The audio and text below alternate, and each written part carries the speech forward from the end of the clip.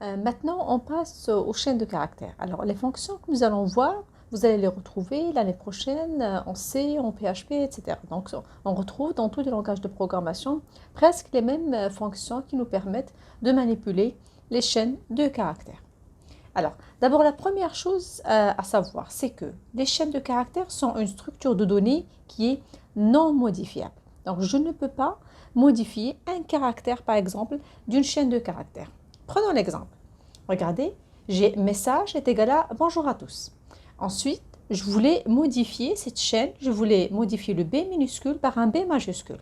Puisque c'est une séquence, donc je peux y accéder en utilisant les indices. Donc j'ai utilisé message entre crochet de 0 est égal à B majuscule. Et regardez bien, ça déclenche bien une erreur. STR, Object does not support item assignment. Donc, c'est un objet, les chaînes de caractères ne supportent pas cette opération-là. Alors, si je veux résoudre le problème, comment je vais faire? Regardez bien, j'ai toujours message est égal à bonjour et qu'est-ce que je vais faire? Je vais construire une nouvelle chaîne de caractères. Message est égal à B majuscule plus message de 1, 2 points à la fin. Ça veut dire, donc je vais construire une nouvelle chaîne, un nouveau objet dans la mémoire. Donc, je commence par le B majuscule avec lequel je vais concaténer la chaîne de caractères, mais je commence uniquement par le caractère numéro 1. Je saute le 0 puisque le 0, il contient le B minuscule. Et voilà, maintenant, j'ai la variable message qui contient bonjour à tous avec le B majuscule. Donc là, je n'ai pas modifié la chaîne, mais j'ai plutôt créé une nouvelle chaîne de caractères. Rappelez-vous l'exécution, comment il se fait? L'exécution commence toujours par l'élément qui est à la droite du signe égal. Ça veut dire on a d'abord construit cette chaîne de caractères et ensuite on a mis la relation entre, ou plutôt la référence entre le nom message et l'objet dans la mémoire. C'est OK? Donc on n'a pas modifié l'objet, on a créé un nouvel objet dans la mémoire et on lui a assigné le même nom. Alors, on peut modifier la valeur de la variable avec une affectation, mais pas l'un de ses caractères individuels. D'accord? Je peux modifier avec une affectation, mais pas caractère par caractère. Alors, nous ne modifierons pas la chaîne message, nous en recréons une nouvelle avec le même nom à la deuxième ligne du script. À partir d'un morceau de la précédente, il s'agit bien d'une nouvelle chaîne de caractères. Donc, je n'ai pas modifié, j'ai créé plutôt une nouvelle chaîne de caractères. Alors maintenant, on va voir un petit peu les fonctions et les méthodes qui sont offertes par le langage Python pour la manipulation des chaînes de caractères. Alors on commence par la fonction hold, et entre parenthèses, on met un caractère. Alors cette fonction, elle accepte n'importe quel caractère comme argument et elle retourne son code ASCII. D'accord? Vous lui donnez le caractère et la fonction va retourner le code ASCII correspondant. L'inverse, c'est la fonction CHR. Vous lui donnez un numéro compris entre 0 et 250 et elle va retourner le caractère correspondant. Alors, par exemple, ici, je suis là en mode interactif, ord de A, donc il a retourné 97. Donc, c'est le code ASCII correspondant au caractère A minuscule. Ord de Z, la même chose, donc il a retourné 122, c'est son code ASCII. L'inverse, CHR de 97, c'est la lettre A. Bien sûr, CHR de 122, c'est la lettre Z. Alors, les chaînes, ils sont comparables. Alors, tous les opérateurs de comparaison, ils fonctionnent aussi avec les chaînes de caractères. Donc, les caractères forment une suite bien ordonnée dans le code ASCII. On peut donc les comparer. Alors, comme exemple, pour mettre en pratique ceci, écrire une fonction qui renvoie vrai si le paramètre qu'on lui passe est une minuscule. Alors nous, comment on va savoir qu'un caractère il est minuscule?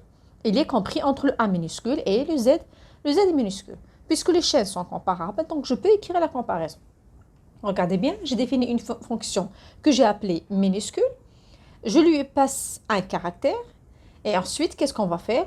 On va écrire if le CH il est compris entre le A minuscule et le Z minuscule. Dans ce moment-là, donc c'est une lettre effectivement minuscule, donc il va retourner true. Sinon, ça va retourner false. Donc là, j'écris juste en mode interactif. Alors maintenant, quand je veux appeler la fonction, j'appelle la fonction minuscule, je lui fais passer le B majuscule, elle a retourné false. Et quand je lui passe le Z minuscule, elle a retourné true. Remarquez bien ici, là, le langage Python, on peut écrire cette condition-là, une variable est comprise entre deux valeurs. Donc, c'est le seul langage de programmation où on peut écrire l'opérateur de cette manière-là. Autre opération sur les chaînes de caractères, on a la fonction len qu'on a déjà manipulée. Il permet de retourner le nombre de caractères dans une chaîne. L'opérateur plus, il permet de faire la concaténation de deux chaînes de caractères. Et l'opérateur étoile, il permet de faire la répétition d'une chaîne de caractères. Exemple, gs est égal à azerty. Et là, len de s, donc il a calculé le nombre de caractères dans la chaîne. Là, j'ai fait une affectation parallèle. S1, S2 est égal à bonjour, les asakistes. Donc là, je déclare deux variables, S1 et S2. Dans S1, je vais mettre la valeur bonjour et dans S2, je vais mettre la valeur les asakistes. S est égal à S1 plus S2. Remarquez bien, donc là, j'ai la concaténation entre les deux chaînes de caractères. Alors, bien sûr, vous avez remarqué ici que la concaténation a été faite sans espace. Maintenant, j'ai la chaîne S est égal à stop. S5 est égal à S étoile 4. Donc, on a dit étoile, c'est l'opérateur de répétition. Donc, S5, quand je l'affiche, regardez bien, donc j'ai stop, stop, stop 4 fois. OK? Alors, là, on va voir une liste de méthodes qui sont applicables aux chaînes de caractères. Donc, on peut les classer en plusieurs catégories. Il y a des méthodes qui sont dédiées à la gestion des espaces, la gestion des majuscules et minuscules, test de la nature d'une chaîne, la recherche et le remplacement, le découpage et le collage des chaînes. Alors, une nouvelle chaîne est créée et renvoyée par les méthodes. Ça, c'est très important. À chaque fois que vous appliquez l'une de ces méthodes-là à une chaîne de caractères, donc une nouvelle chaîne, elle est créée et renvoyée par les méthodes. Donc, l'appel à une méthode ne modifie pas la chaîne en elle-même. Alors, ces méthodes, vous allez les retrouver dans tous les langages de programmation. Alors, on commence par la première catégorie, la gestion des majuscules et des minuscules. Alors, on a d'abord la fonction upper qui permet de remplacer les minuscules par les majuscules. La fonction lower, il fait l'inverse, donc il remplace les majuscules par les minuscules. La fonction capitalize, elle passe la première lettre de la chaîne en majuscule et les autres en minuscules.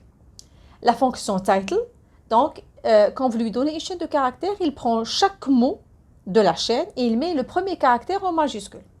Swap case est l'inverse. Ce qui est en minuscule, il le met en majuscule. Ce qui est en majuscule, il le met en minuscule.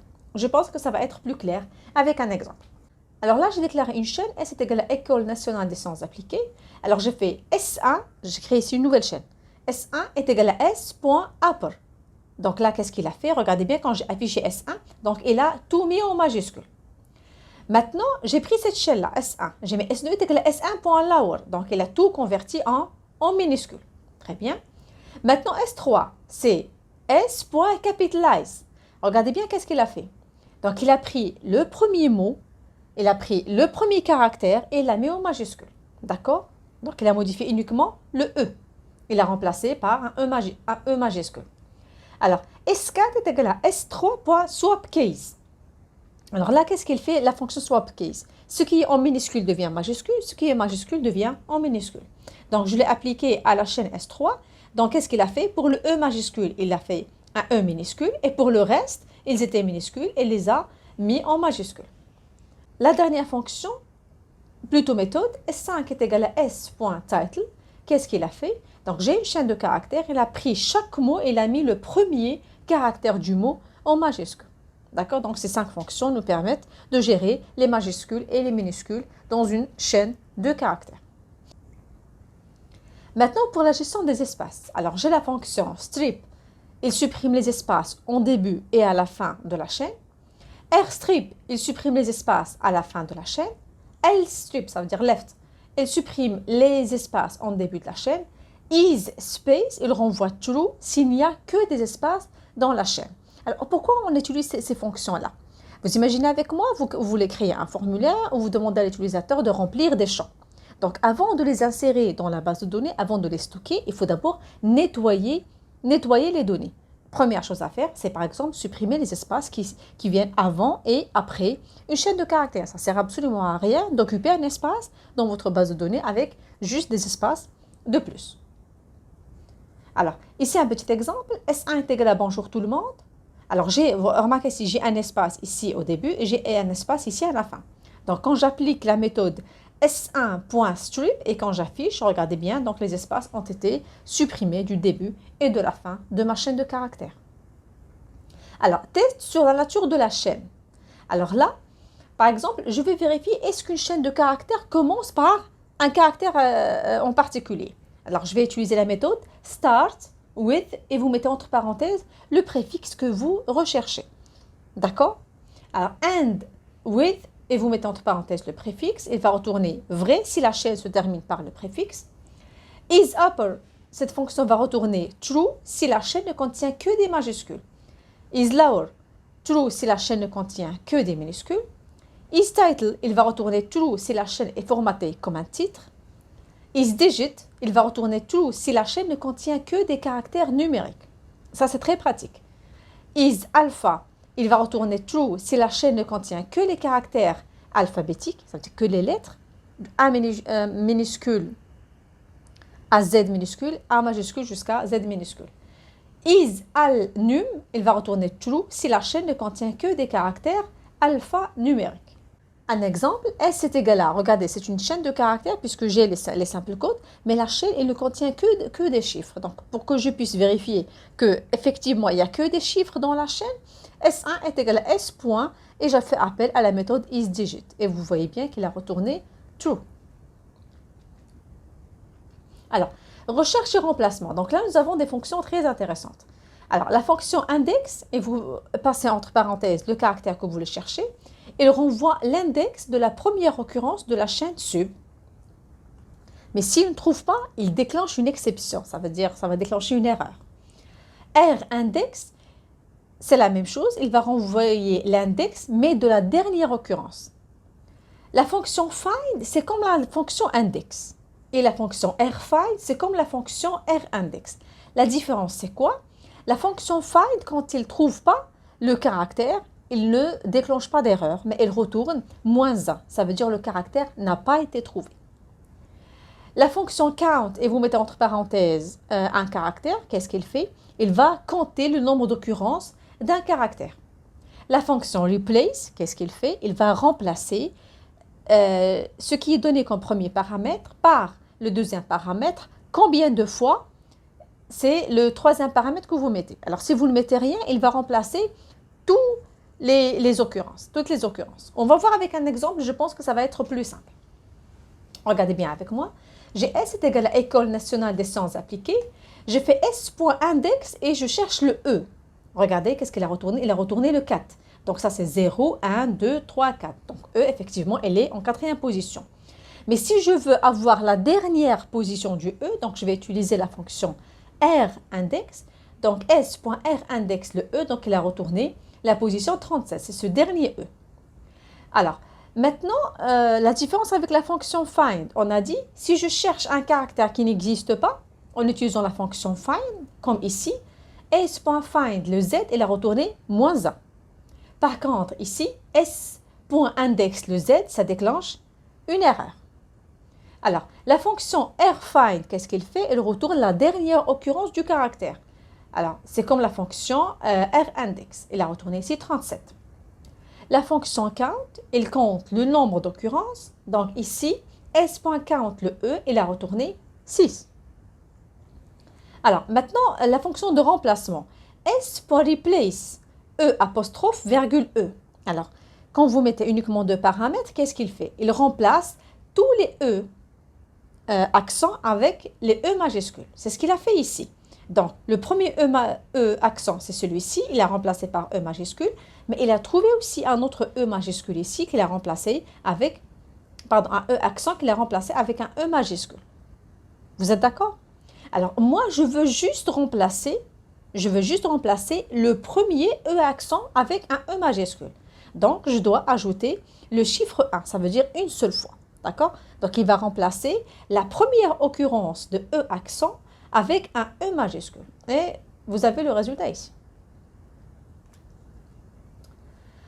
Alors, les fonctions de découpage et de collage. Alors là, il y a deux fonctions, plutôt deux méthodes qui sont très intéressantes. La fonction split, et vous lui donnez le séparateur. Cette fonction-là, qu'est-ce qu'il fait? Vous lui donnez une chaîne de caractères et elle va la transformer en liste en utilisant un séparateur. L'inverse, vous avez la méthode join. Qu'est-ce qu'il fait? Il va fusionner les éléments d'une liste et il va retourner une chaîne de caractères.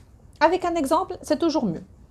Alors, j'ai la chaîne de caractères saison est égale à été, virgule, hiver, virgule, automne, virgule, printemps. Alors moi, qu'est-ce que je veux faire? Je veux convertir la chaîne de caractères saison et la mettre sous forme d'une liste. OK? Alors, l'interpréteur, comment lui, il va savoir que cet élément-là doit être dans la première case, cet élément dans la deuxième case, etc. C'est à l'aide d'un séparateur. Alors, je lui dis saison, point, split, et là, j'ai mis le caractère virgule. Ça veut dire, à chaque fois que vous allez trouver la virgule, ça veut dire que c'est un nouveau élément que vous allez mettre dans une nouvelle case. Donc là, quand j'ai appliqué, vous voyez bien, donc il a mis été dans la première case, hiver dans la deuxième, automne dans la troisième et printemps dans la quatrième. Donc, il a bien converti en liste. Un deuxième exemple, cette fois-ci, j'ai utilisé le séparateur de points, d'accord? Et là, saison.split, et vous mettez les 2 points. Alors, deuxième exemple, j'ai liste est égal à plate, virgule, for. Là, c'est l'inverse. J'ai une liste et je veux la transformer en chaîne de caractères. Donc, qu'est-ce que je mets? Alors, je lui dis, vous allez utiliser comme séparateur les tirets pour séparer. Point, join, list. Donc, qu'est-ce qu'il va faire? Donc, il va prendre le premier élément, il va ajouter le tiret, le coller avec le deuxième élément, etc. D'accord? Donc, je convertis une liste en une chaîne de caractères. Un exemple, ici, j'ai une date qui est séparée avec des slash. Alors, moi, j'ai besoin d'utiliser, au lieu des slash, je vais utiliser les tirets pour que je puisse les stocker, par exemple, dans une base de données par la suite. Donc là, comment je vais faire? Moi, je vais remplacer les slash par des tirets. Donc, je vais d'abord convertir la chaîne de caractères que j'ai, je vais la convertir en liste. D'accord? En utilisant comme séparateur le slash. Voilà, vous voyez bien que en utilisant la fonction split, alors j'ai ma chaîne de caractères maintenant, elle est dans une liste. Maintenant, je vais faire l'inverse. Je vais convertir ma liste en une chaîne de caractères, mais je vais utiliser le séparateur, le tiret. Donc, je vais faire S est égal à tiret, point, join, le S. Et voilà maintenant ma chaîne de caractères. Donc, elle est regroupée par les éléments de ma chaîne. Ils sont regroupés par des tirets. C'est clair?